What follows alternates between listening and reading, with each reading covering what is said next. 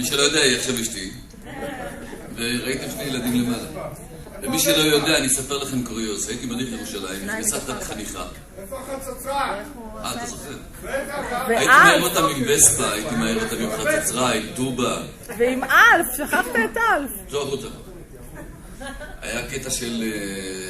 הקוריוז קטן, סימה, בכדי שתדעו, אני לא יודע אם מישהו יודע. הייתי מדריך, ויום אחד נכנסת חניכה, ומראה לי תמונה. זה עצבן אותי, כי זו הייתה תמונה של דוד שלי והוא נפטר. התברר שאבא שלי וסבא שלה אחים. ואת זה ידענו רק בנעורים. עולם קטן. אשתי כמובן בגיל 14 אמרה תגאה בעלי. ויש לנו כבר 4 ילדים. אז יאללה, בואו נמשיך בהמשך של הערב. דרך אגב, כמו שאתם מבינים, זה לא פעם ראשונה. הפעם הראשונה אשתי ארגנה עם סימה, כרגיל. והיו איזה 4 מפגשים, זה 50.